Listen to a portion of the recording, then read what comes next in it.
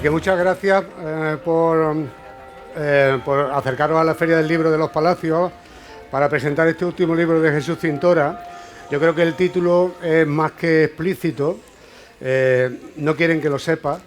Un título que, si lo sumamos a los anteriores que ha escrito, La Conjura, Conspiraciones y La Hora de la Verdad, pues yo creo que nos muestra claramente el tipo de periodismo que defiende Jesús y que lo ha situado, si me permite la broma, como uno de los más destacados especialistas del país en que le quiten programa.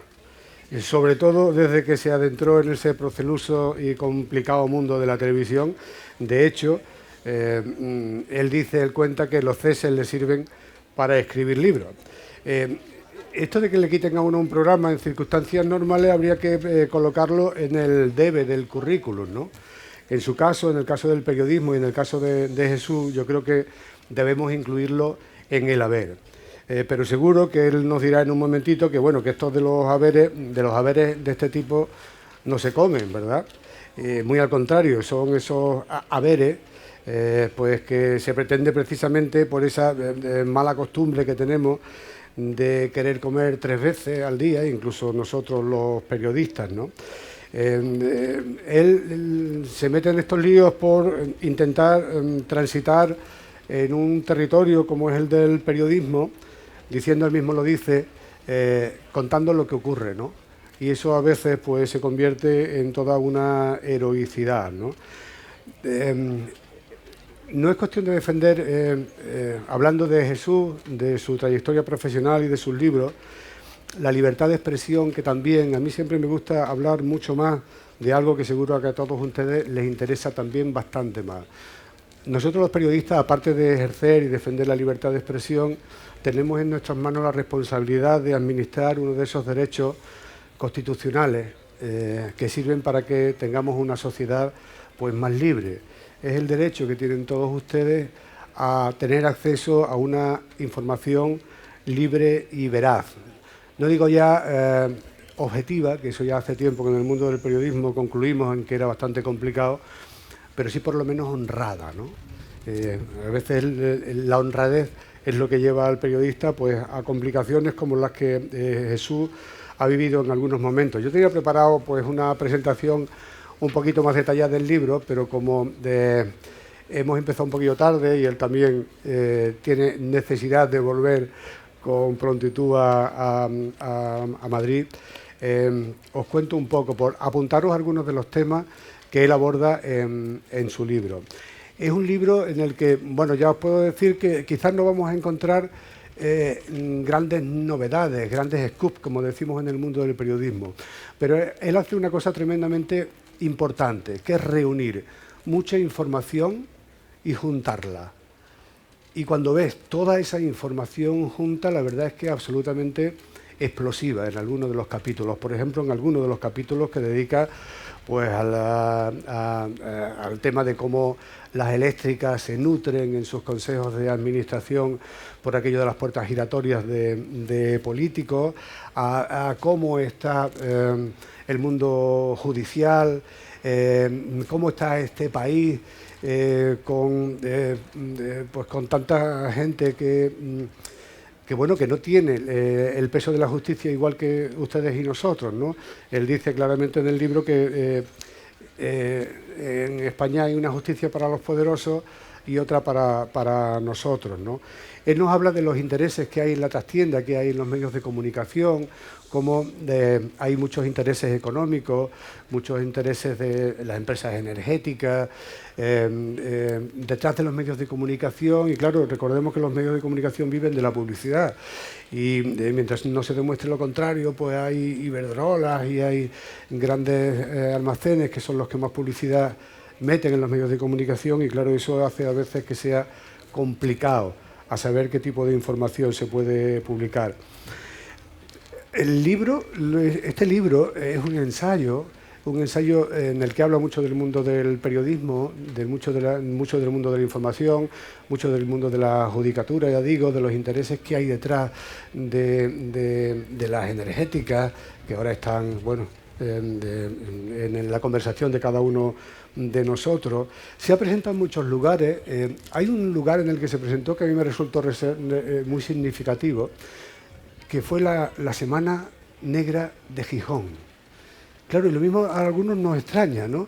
Pero la verdad que hay algunos momentos en los que hay capítulos del libro que se leen como una auténtica novela negra, como una novela de espías, como una novela de trama, de poder. Farta se apunta a algún que otro amenaza seria, pero a lo mejor falta algún que otro cadáver que investigar, pero al margen de eso, que no sabemos tampoco si se ha podido producir alguno, que hay algún que otro suicidio, hay en todas las historias que cuenta. La verdad es que hay momentos en el que el libro, ya os digo, que se lee como una novela negra, porque las tramas que hay detrás de todos estos conglomerados de intereses políticos y económicos, que son los que verdaderamente mueven los hilos del poder, pues eso, da como para novela negra. Yo creo que no voy a apuntar muchas cosas más, le voy a dejar a que, en primer lugar, que os salude, pero sí que apunto,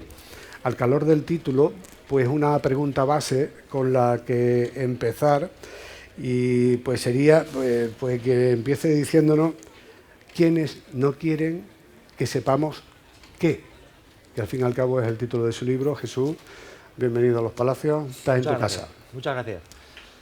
Gracias.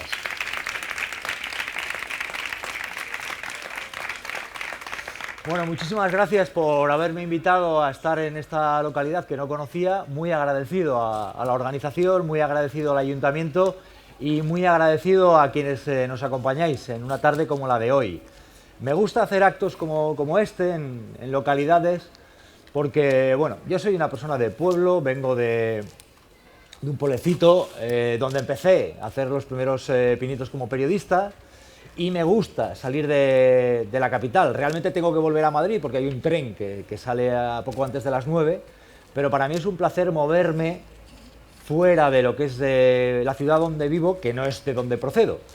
Yo soy hijo de una ama de casa, que es la mejor directora de programas de televisión que he tenido, mi madre Mariluz, y luego diré por qué, y de un ganadero, nieto de un peón de albañil, de un ganadero y de dos amas de casa. Y soy de pueblo y como tal me gusta moverme por localidades y conocer este país que es plural. Es cierto que tengo la particularidad de que he podido emprender esta gira de ir a bastantes localidades a presentar No quieren que lo sepas, porque me quitan de un programa de la Radio Televisión Pública, de Radio Televisión Española, y me da pie a poder moverme.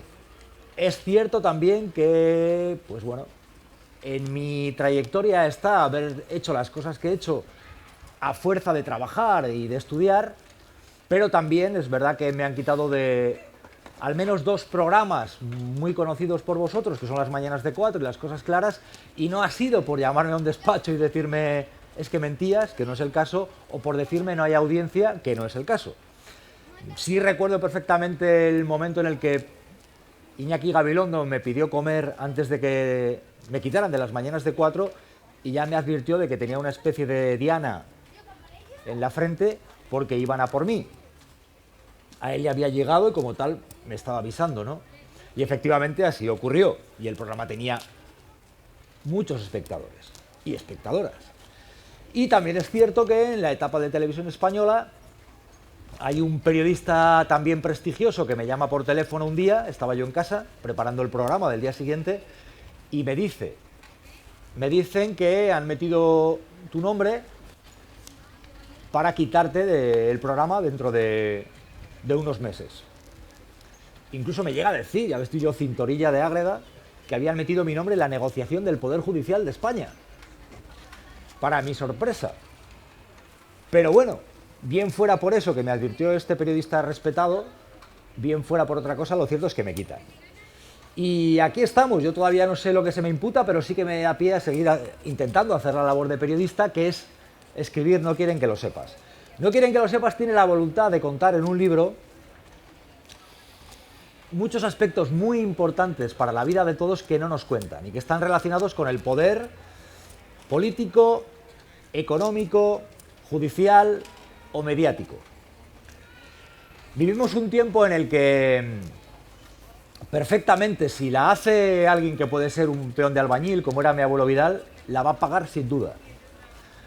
Pero si eres un gran constructor como Florentino Pérez, constructor entre otras cosas, lo de Pérez no es que sea el ratoncito, si acaso es roedor, es otro tipo de roedor más grande. Pero es verdad que no se cuenta igual. Y si eres, por ejemplo, ya un rey emérito, pues ya ni te cuento, puedes ser un corrupto, pero basta con que te vayas a vivir a un país del Golfo, valga la redundancia, y aquello queda impune. Entonces, si queda impune, uno lleva tiempo analizando el por qué ocurre esto en el panorama mediático. Vivimos un tiempo en el que, todos lo sabéis, hay una especie de convulsión casi diaria en el panorama político, que yo creo que dista mucho de las relaciones que tenemos en los pueblos, en los barrios, en el trabajo, que son entornos donde todos sabemos que puede haber recelos, suspicacias, pero yo creo que lo vamos llevando con cierto temple, ¿no? Imaginaros que cada día en la vida habitual tuviéramos esa tensión que a veces se vive en la política, ¿no? Esa crispación que llaman. Y sin embargo, a mí sí me llama mucho la atención, primero, ese nivel de convulsión, de crispación que hay en la política, que debe estar para gestionarlo de todos, pero parece que a veces es la casa de los líos. Pero luego también no tengáis la mínima duda de que también desde los medios de comunicación, no pocas veces se asume un papel de difundir bulos, tener a gente que miente de forma interesada porque representa o transmite aquello que a tal partido político o a tal interés económico le interesa. Incluso puede haber gente que miente de forma reiterada, pero están en esos programas de televisión, y a otros se nos aparta. Diré más, y me parece muy importante. Estamos en un tiempo en el que algunos programas y algunos periodistas tratan la política como si fuera Pasión de Gavilanes o Dinastía. Más interesados por reflejar las disputas internas que puede haber dentro de los partidos, ese salseo, esa politiquería, le prestan mucho más atención a eso y salivan con ese salseo, con esas guerras internas en los partidos, y le dedican continuos espacios en la televisión, y sin embargo dedican muy poco a profundizar en las causas de asuntos chungos que afectan a la ciudadanía. ¿Por qué ocurre esto? Pues porque profundizar en esos temas puede ser más arriesgado, puede molestar más a los que tienen la sartén por el mango. Sin duda, investigar, dedicarle más tiempo a asuntos tan importantes como la corrupción del rey emérito, sin duda te puede granjear pues más problemas, más gente que se molesta, o tratar asuntos relacionados con los negocios de Florentino Pérez, pues sin duda puede ser más incómodo que dedicar horas y horas de programas a ese Pasión de Gavilanes de la política, a ese Dinastía, Falcon Crest o Fresh Days, en el cual estás pendiente de si tal ha dicho tal cosa que puede molestar a Pascual, o si este ha dicho lo otro y ya tiene una guerra dentro del partido con aquel. Que si ocurre se cuenta, pero es curioso cómo se le dedica más tiempo a este Pasión de Gavilanes de la política que a profundizar en los asuntos que como bien público nos afectan. Y la corrupción nos afecta, y la desigualdad nos afecta, y lo que ocurre con la economía nos afecta. Estamos en un momento en el que, no tengáis la mínima duda, hay una auténtica guerra por la economía, por el poder y por la información. No solo porque estamos en un conflicto bélico, que estamos, no solo porque estén muriendo, porque están matando a personas en Ucrania, sino porque también hay derivadas económicas que se están pagando en buena parte del mundo, derivadas en forma de la especulación que está habiendo con el precio de la energía, de las materias primas, el negocio de las armas. Y cuando hablo de la guerra económica, del conflicto económico, aquí se nos ha dicho no hace tanto tiempo que no se podía hablar de ricos y pobres porque eso creaba divisiones. Como si no hubiera pobres, por desgracia, en el mundo o en el país. ¿Cómo no se va a hablar de lo que existe? De lo que existe debe hablarse. Porque, por desgracia, pobreza existe al mismo tiempo que hay poderes que cada vez acumulan más riqueza. De hecho, hay que hablar de ricos y pobres y hay que escucharles. Es bueno escuchar incluso a los ricos o a algunos que representan a los ricos, entre otras cosas, para escuchar lo que piensan, porque algunos piensan este tipo de barbaridades de que no se puede hablar de ricos y pobres. Entonces yo sí creo, y que me parece que el libro refleja bastante bien eso, el libro parte de la reflexión de alguien que es un periodista, que surge de un entorno familiar donde yo nací en el 77, hasta el año 86, en mi casa no había frigorífico, no había lavadora, no había agua caliente.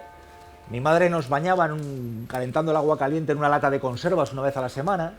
Todavía fui con mi abuela a lavar la ropa al pilón, pero a fuerza de trabajar mucho y de estudiar, pues conseguí hacerme periodista.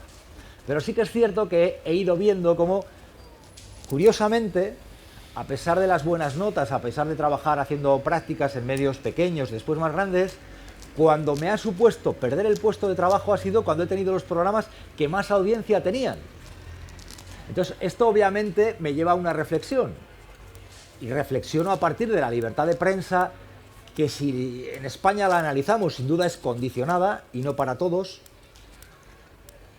Y a partir de ahí también pensar en las cosas que hemos mejorado como país, que las hemos mejorado, ese pensamiento en esa infancia que todos sabemos en los años 80 nos lleva a tener unas carreteras que ahora hemos mejorado, un sistema de salud que hemos mejorado a pesar de que hay quienes lo están deteriorando por el negocio de deteriorarlo, porque hay quien hace negocio con la privatización.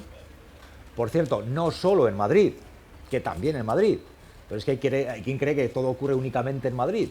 Yo hablo de una especie de supremacismo madrileño que hace que estos discursos de no, en Madrid lo hicimos antes, en Madrid lo hacemos mejor, en Madrid hicimos despertar al resto, como si Madrid fuera el ombligo de este país. Hay mucho más que Madrid, pero para todo. Es decir, hay problemas con la salud pública en Madrid, claro que los hay, pero también sabemos que los hay en otras comunidades. Entonces, sí es bueno poner en valor en un libro como este lo que se ha avanzado, pero también denunciar lo que está ocurriendo. Porque el deterioro que todos sabemos que se da cuando antes llamabas para el médico de atención primaria y te daban una cita y tardaban los días que tardaban y ahora tardan mucho más, no es casualidad. También hay quien se está beneficiando de eso, por ejemplo, la sanidad privada. ¿Quién hay detrás? La banca, los fondos de inversión. No perdáis nunca de vista esto, fondos de inversión.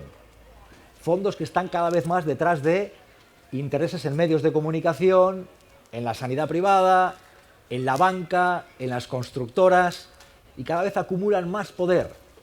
Y no es casualidad que en el tiempo que vivimos la ciudadanía esté sufriendo como cada vez cuesta más llegar a fin de mes, pagar cuando vamos al supermercado, lo que cuesta el recibo de la luz, del gas, la hipoteca, y al mismo tiempo estamos viendo, mientras nos dicen que no se puede hablar de ricos y pobres, los beneficios que está presentando la banca, los beneficios que están presentando las energéticas. Entonces, no hablamos de eso que está ocurriendo, de esa desigualdad en aumento. Entonces, eso es no quieren que lo sepas. Es ir al fondo de todo eso.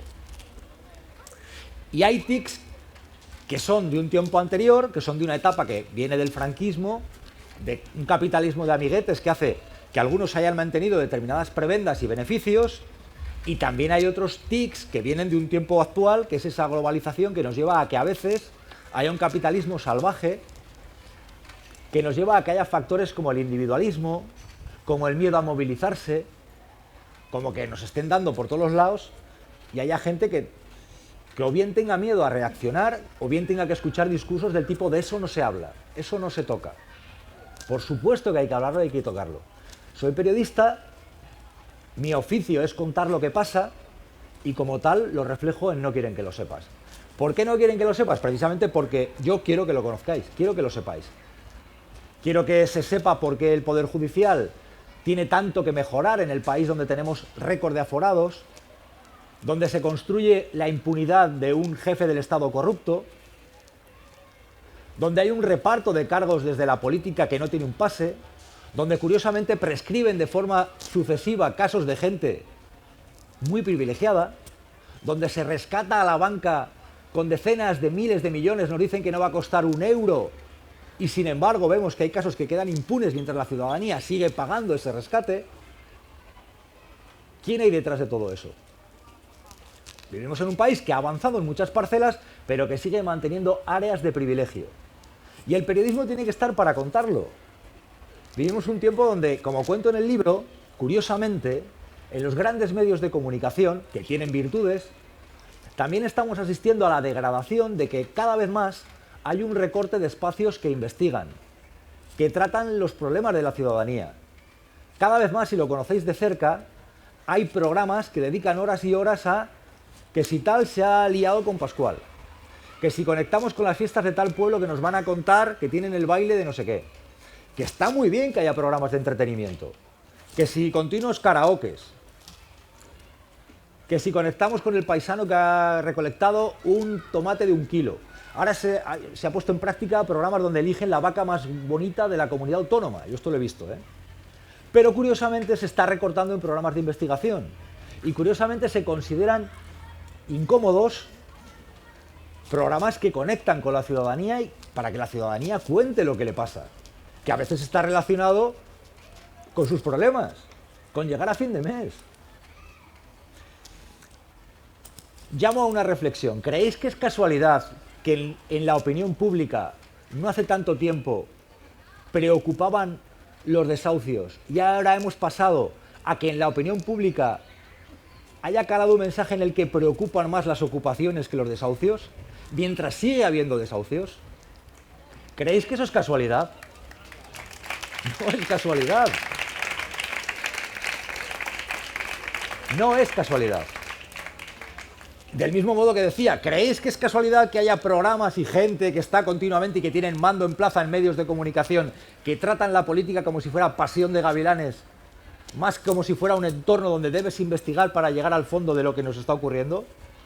Que puede ser malo o bueno, pero el periodista no es un vocero, el periodista no está para repartir likes. El periodista está para preguntar. Os pongo otro ejemplo. El emérito, que es un corrupto, hay que decirlo abiertamente, tiene el dinero fuera de España, testaferros, ha reconocido una parte del fraude, vuelve a España, vuelve a nuestro país, San Senso. Preguntas de los periodistas. Majestad, ¿qué tal ha dormido? Majestad, ¿ha descansado? Majestad, ¿va a salir hoy a navegar? ¿Y por qué no preguntarle, Majestad, dónde está el dinero? Porque estoy firmemente convencido de que no en todas, pero en democracias importantes de este mundo, habría investigación periodística y programas de nivel continuamente hasta llegar a saber dónde está la fortuna del jefe del Estado, todavía considerado rey emérito. Eso creo que es el periodismo. Lo que no puede ser el periodismo es que se pase la mano por el lomo, se llame a audiencias reales, a periodistas que pasan de puntillas o que no cuentan la corrupción de la jefatura del Estado y se castigue o se considere inconvenientes a periodistas que se atreven a tratarlo. Y no es que se atrevan a tratarlo porque les caiga mal, que nadie está en el periodismo para repartir cariñitos. Debe saberlo, debe contarse porque es bien público, nos afecta a todos. Es el dinero de todos. Entonces el periodismo debe estar para eso. Tiene que estar para contar eso, ¿no? En este caso hubo otro debate que se instaló. ¿Debe dar explicaciones el rey emérito? Y se decía, pues dará explicaciones, pedirá perdón. ¿Qué carajo pedir perdón? Si ya nos dijo aquello cuando lo del elefante, lo siento mucho, no me he dado a ocurrir, ¿no? Pero siguió ocurriendo. Entonces,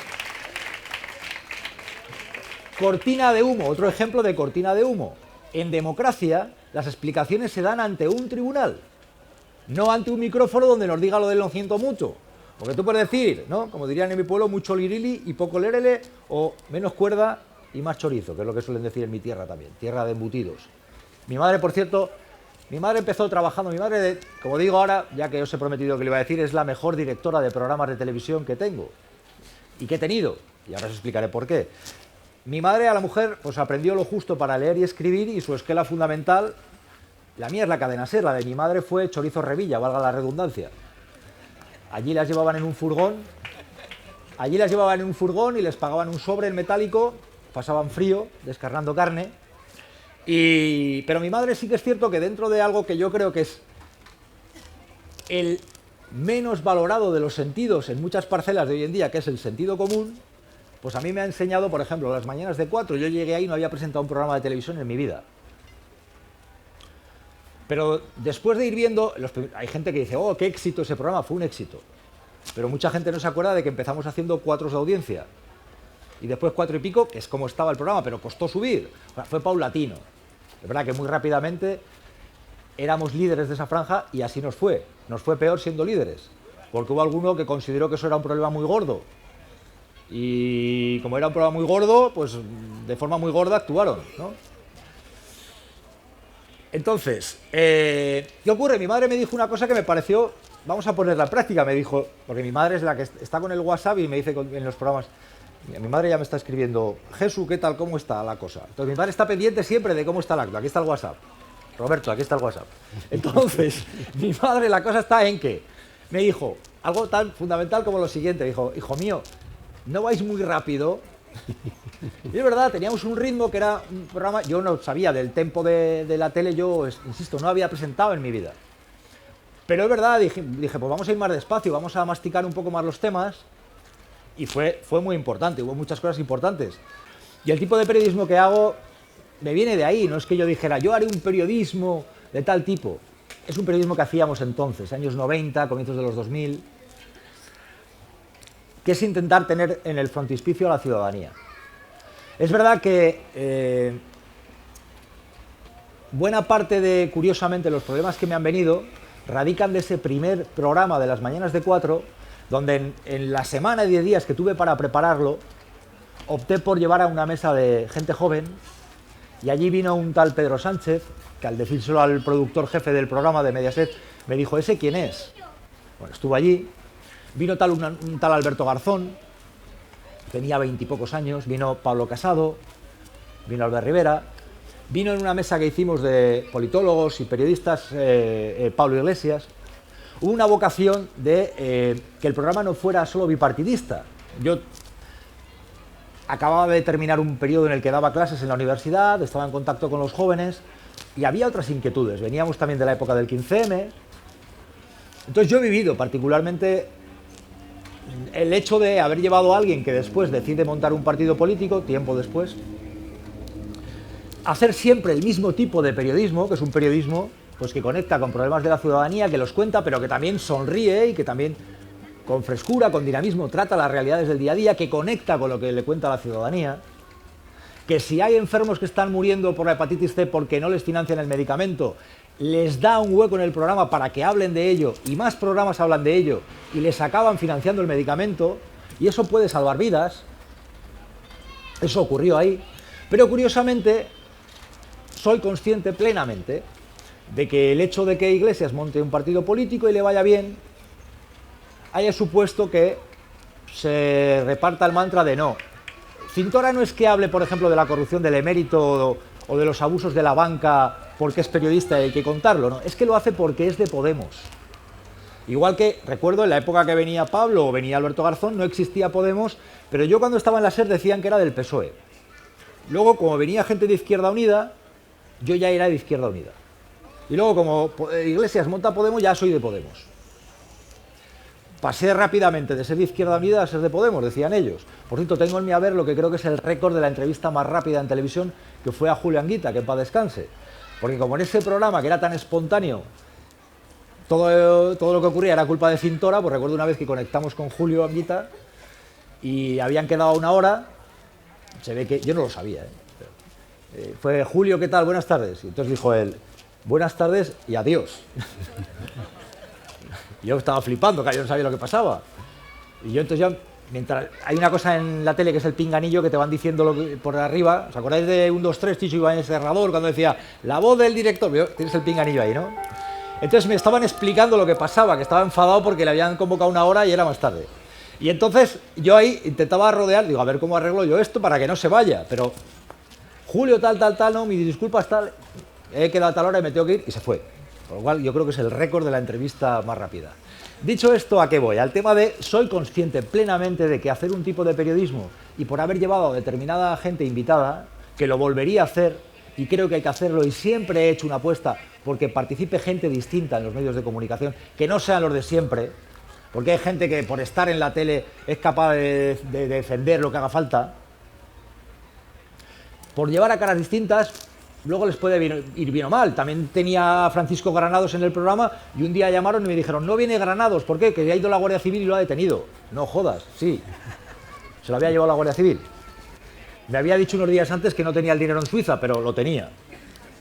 Entonces, te ponen San Benitos, este es de tal partido político. ¿Por qué? Porque trata estos temas. Entonces ya para algunos es más sencillo sembrar dudas sobre el periodismo que hace uno, porque no, es porque es de tal partido político. Yo soy el hijo de la Marilu de la Carrasca. A quién vote será mi problema o mi alegría, pero soy periodista. Entonces yo no participo de campañas de estas del es muy burdo, vamos con ello, aunque destruyas a la gente. No, yo no tengo una relación con Villarejo. No es el caso. He intentado hacer siempre periodismo.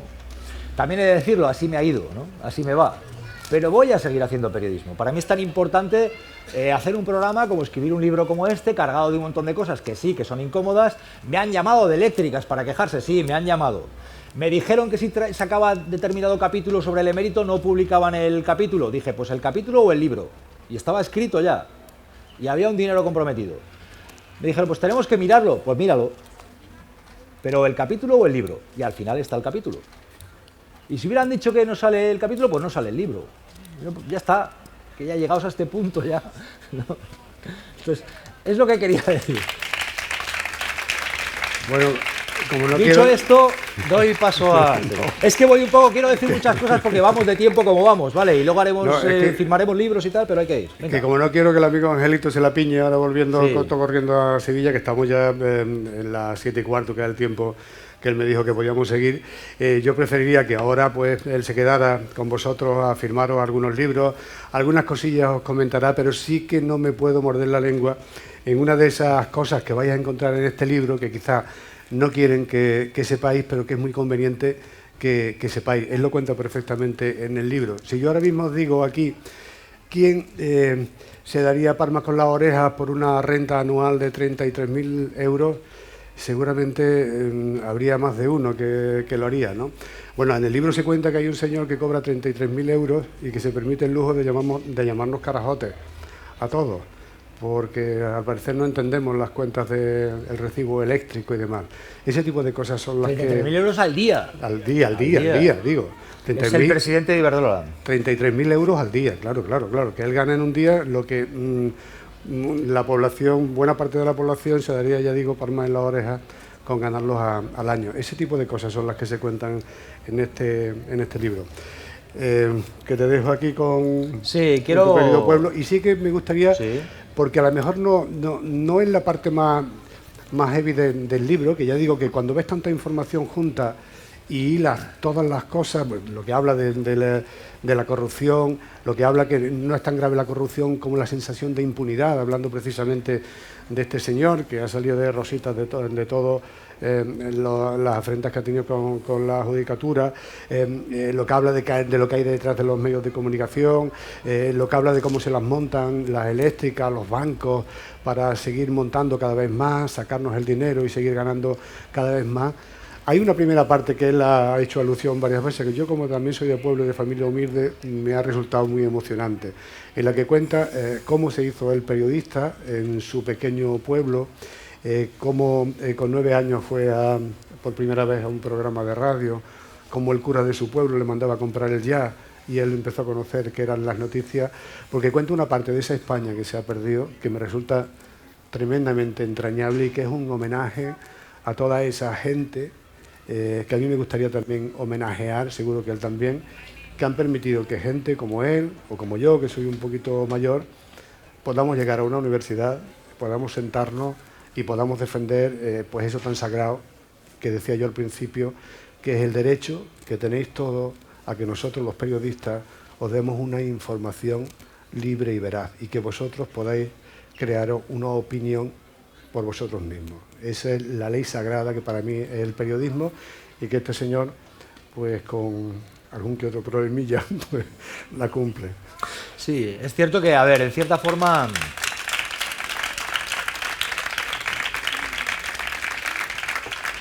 En cierta forma, lo poco o mucho que haya podido hacer y que cuento en el libro está muy relacionado con el hecho de que tuve un maestro de escuela, como tantos maestros y maestras de escuela hemos tenido, que me cambió la vida porque yo era un chaval muy tímido, en casa no se leía prácticamente, se trabajaba mucho desde muy jovencito. Pero ese maestro, pues es cierto que con 9 años, por ejemplo, me tocó intervenir en un programa de Radio Nacional de España que se llamaba La Radio en el Cole, que vino al colegio. También en la EGB empezó a enviarme algún artículo al diario de Soria. Me puso a hacer teatro, que eso hizo que perdiera la timidez. La perdí mucho con el teatro, pero luego también tuve un grupo de rock que llegamos a ser teloneros de Rosendo en el 97. Entonces eso también me hizo echarle morro a la vida, ¿no? Como me diría otro andaluz, Manolo Lama, porque yo he tenido la suerte de trabajar con gente variopinta como Iñaki Gabilondo, como Llamas, como Pedro Piqueras, como Ana Rosa Quintana, o como Manolo Lama, que también me decía, niño, buena parte de esto es echarle morro, o sea, perder el miedo escénico. Y es verdad. También es verdad que he llegado a la conclusión de que hay que echarle morro, pero sabiendo. Hay gente que le echa morro y no tiene ni pajolera idea. Rascas un poco y no hay nada, ¿no? Pero sí que está muy relacionado con esto, ¿no? Con aquellos maestros y maestras de escuela que me llevaron a hacer lo que hago. Y voy a terminar rindiendo un homenaje a dos personas que reflejan un poco lo que son mis orígenes y nunca me olvido. Una es mi abuela Florencia. Mi abuela Florencia tuvo, según me cuentan, yo no la conocí. No la conocí, pero porque mi padre es el penúltimo hijo de 12. Mi abuela Florencia tuvo 12 hijos y 5 abortos. Nunca la llegué a conocer, pero para mí representa el sacrificio de sacar una familia adelante con muchas dificultades y en un entorno muy complicado. Y me quiero acordar, esto es por parte paterna, por parte materna de mi abuelo Vidal. El libro termino hablando de cómo entiendo que vivimos un momento que hay un canto de esperanza clarísimo a lo que es el periodismo del futuro. Y me acuerdo de mi abuelo Vidal, porque mi abuelo Vidal, entre otras cosas, peón de albañil, se tuvo que ir a Francia después de la guerra y demás para llevar un corrosco de pan, tenía dos particularidades que me gusta destacar. Una es que es la única persona sobre la faz de la tierra que, teniendo el mal genio que tenía mi abuelo Vidal, he oído que se cagaba en Dios colorado, el único en el mundo. Se cagaba en Dios. Cuando mi abuelo se cagaba en Dios colorado, ponte a refugio. Pero luego había otra cosa, y es que la forma de hablar que tenía era muy peculiar, ¿no? El capítulo se llama ¿Qué vida llevas? Y es que es verdad que en mi pueblo, oír a mi abuelo decir hola sería como una cosa muy pija. En mi pueblo no se decía hola, se dice vaya bueno, se dice, ¿qué vida llevas? ¿No? Y pongo en valor el qué vida llevas porque al final lo importante, dentro de todo lo que ocurre y lo que nos meten en la cabeza, es cómo esté uno y la vida que tiene. Y la que tiene él, su familia, su barrio y su vecindario. Pero luego hay otra cosa particular, y es que mi abuelo, que también le venía justo para leer y escribir, era el que verdaderamente más me preguntaba cómo iba en los estudios. Y siempre cuando me preguntaba, me miraba serio y me decía cómo iba, y me decía siempre, o muchas veces, el saber no ocupa lugar. Y es verdad. Es a la conclusión que he llegado y no sabía que iba a tener tanta trascendencia y tanta importancia. ¿Por qué? Porque en definitiva sí me he dado cuenta de que los programas que me han quitado, cuando más popularidad he podido llegar a tener, lo que verdaderamente más molestaba no me han podido acusar de mentir, no me han podido acusar de que no hubiera audiencia, era que exponía sobre la mesa, que daba a conocer asuntos que demostraban eso, la importancia del saber. Que la gente conozca. Eso es lo que verdaderamente molesta. Que trates temas que los de arriba consideran que es inconveniente que se traten. Por eso os animo a leer este libro y por eso os animo a que pongáis en valor la cultura y el conocimiento. Frente a aquellos que quisieran borreguitos, gente alineada en determinados carriles políticos, tenemos que tener capacidad de autocrítica y de crítica. Gobierne quien gobierne, pase lo que pase. Y tenemos que tener capacidad de conocer para tener herramientas y reaccionar.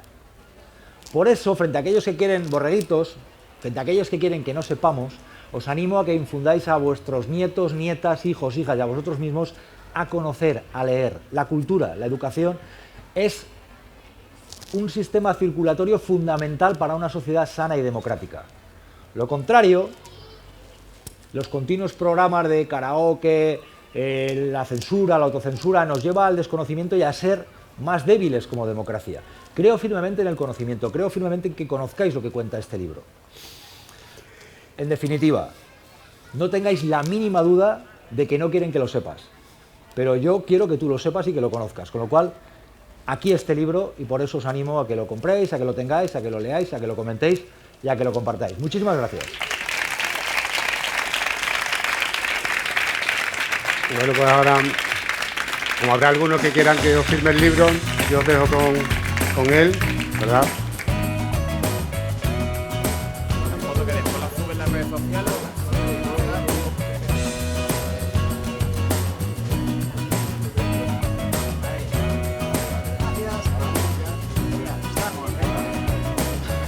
Sunny Sunday, I was walking on my own.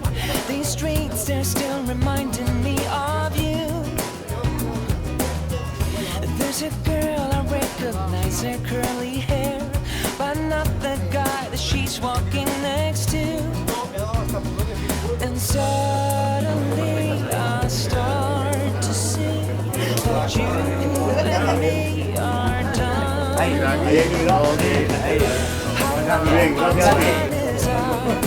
you're taking over, why do I feel this much right now? 'Cause it's taking over. It's taking over. Instead I need you by my side. Should tell you when I still had no chance, but I was too young to feel what's in the air. Yeah.